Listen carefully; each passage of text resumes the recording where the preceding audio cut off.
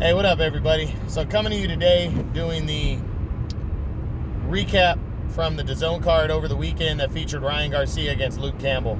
I'm going to start doing the cards individually, breaking them down, because unless there was only, if there's multiple cards over the weekend, but I'm going to start doing them individually because, I should be giving my recount of what happened and my opinion. So we're going to get into both fights, the two fights that we're talking about. The first one was the rematch between Rene Alvarado and Roger Gutierrez for the WBA Super Featherweight Championship, the regular belt. So coming in, Alvarado was the favorite. He beat Gutierrez in 2017 by a 7th round TKO. And Gutierrez was looked at widely as, just was kind of looked at as a somewhat of a stay busy fight. Gutierrez has been looking good the last couple of years, but, it wasn't, I don't think a lot of people were picking Gutierrez to win the fight. But Gutierrez did a good job of using his height in this fight. And in the second round, he hurt Alvarado, put him down twice. It looked like he was close to stopping him and walking out with a knockout. But Alvarado weathered that storm and really came back in the middle rounds and took the fight over. He was outworking Gutierrez, but it was a good fight. It was a good back and forth fight, but Alvarado seemed to just be getting the edge, and the fight went into the championship rounds, and it just got closer again, and then in the 12th though, Gutierrez landed the deciding knockdown, because without the knockdown that he scored in the 12th round over Alvarado, he doesn't win this fight. So Alvarado got up, he finished. When we went to the scorecards, Gutierrez became the new WBA regular super featherweight champion. All three judges scored the fight 113 to 112 for Gutierrez. 1 point on all three cards, and I'm going to explain to you what that means. 113-112 means that the judges gave the fight to Alvarado in terms of rounds. He won 7 rounds on all three judges' scorecards. And it was 7 rounds of 5. But the 3 knockdowns, which you lose a point for every knockdown, dropped him to 112 instead of 115 would have been his score. So it dropped him down to 112, and Gutierrez, not going down at all, finished at a 113 score. So 113-112 is what that calculates to. That is huge, and that means that 12th round knockdown was what won him the fight right there, because it would have been scored a draw had he not knocked him down in the 12th. So knockdowns can be very significant in a close fight, and it's been a while since I've seen knockdowns swing the fight to the other fighter that actually lost more rounds, and that was the surprising thing. So close fight, good fight. Gutierrez becomes the new champion, and I'm really hoping that a third fight is in order.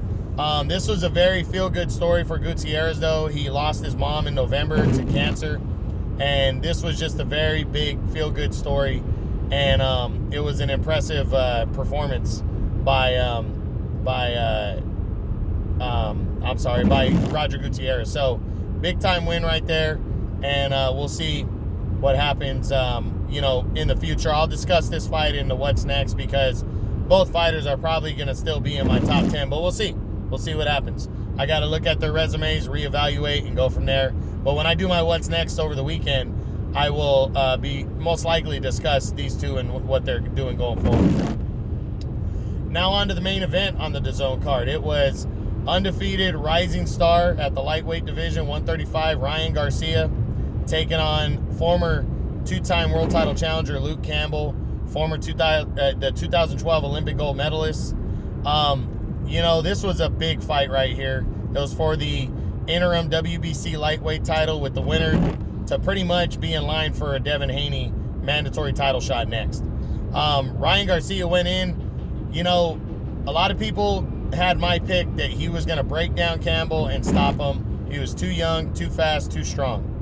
And at the end of it, that ended up being true, but the road there was not a one-sided beatdown that I think a lot of people thought was going to happen. He faced some real adversity in this fight. He got knocked down for the first time in his career in the second round. He was pulling back, and Campbell caught him clean and dropped him hard. He got put down, and he got hurt on that knockdown. But I honestly believe if he wouldn't have been backing up, and Campbell would have just caught him flush on the counter shot right there, he might have been out for good. And that was a really hard shot. But Campbell got the he didn't go into full-on attack mode on him. Some people are going to question that. I think it was smart because, I don't think at that point in the fight, Campbell really knew the rhythm of the fight and whether Garcia was just going to continue to attack the way he did, or if Garcia was going to back up a little bit and let Campbell kind of dictate the pace for a while. Garcia jumped right back on it, though, and he won, rounds 3, 4. I gave the 5th round to Campbell, but after 6, Garcia was ahead 4-2, but he started to look a little tired, and I was like, man, Campbell wasn't winning the fight, but he was landing some good shots. He was. And it was only a 1-point fight for me. I had it 4-2, and the extra knockdown for Campbell only has it 1 point in favor of Ryan Garcia. So heading into the 7th round, I was like, man, second half of the fight, we're going to see what Ryan's made of. And Ryan in the 7th round was winning like he was winning the other rounds, but he seems like he jumped at Campbell to land the liver shot that he landed, and Campbell you could tell he felt it, and he just went down hard from that shot, and you could tell he just could not get up. He couldn't feel his legs, he couldn't get up, and Ryan Garcia wins by 7th round knockout to become the WBC interim champion. So a huge win for Ryan Garcia, the biggest of his career. He's going to move into the top 5 for sure, and just a good overall performance and a good overall fight from both guys. So big time win for him. We'll discuss their what's next this Sunday or over the weekend to see what they got on the horizon for each of them. But for Garcia, it looks like a Devin Haney mandatory title shot is in his future if he wants it. So, but again, we'll discuss all that when we talk about their what's next over the weekend and everything. And that's pretty much it, guys. So hope you guys enjoyed it. That's the DAZN recap from Saturday, January 2nd, 2021, the first card of the year. All right, True Boxing. You've been hit with the truth.